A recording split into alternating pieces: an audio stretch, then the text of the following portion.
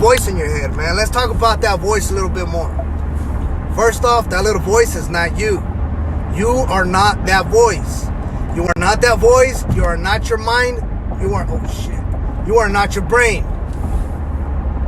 You are the observer of these things. You are the consciousness. You are the awareness of these things. For example,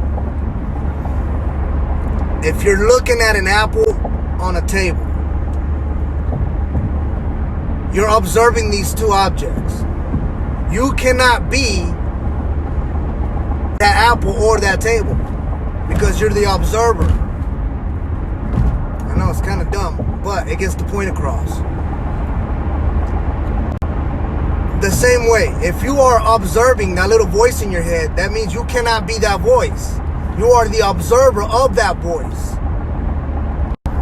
Whenever you're able to separate your conscious awareness from thinking that that it exists somewhere in there, somewhere in your head, behind your eyes, and between your ears, somewhere in there. Once you're able to separate the fact that that little voice inside your head is separate from your awareness. Oh, oh man. If you're able to separate these two things, you reach the point of enlightenment. Enlightenment is knowing all these things perfectly, but it's not knowing, it's experiencing them. That's what enlightenment is.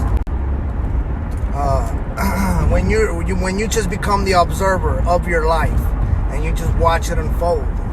You just sit back and watch it unfold. With enlightenment, nothing can fuck with you. Literally nothing can fuck with you. You are now in the seat of consciousness. Now you know who you really are. Anyways, that little voice, man, if you pay attention to it, what it's really doing is it's describing your world for you, right? It's describing what the fuck you see. It's saying this, and then it says that, and then it goes quiet for a moment, and then all of a sudden it comes in out of nowhere with some fucking completely bizarre shit, and you don't know where the fuck it came from.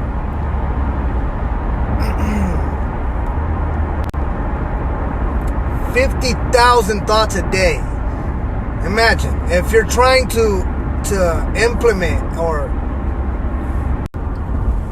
and that little voice in your head never shuts up. It just said, hell no.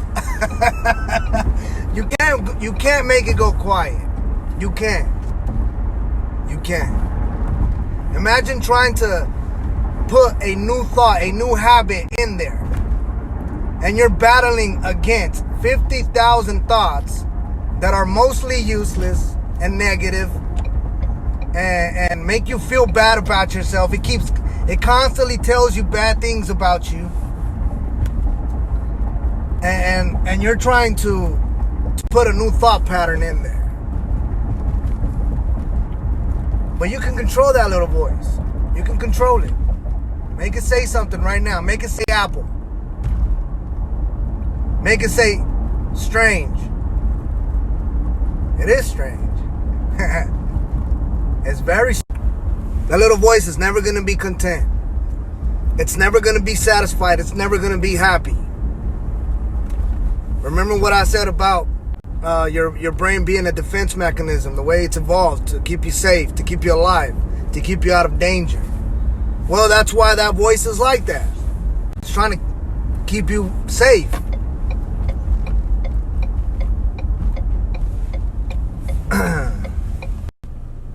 That's why you have to become aware that you are not that little voice. You have to see the difference. You have to just step back and observe. Step back and observe.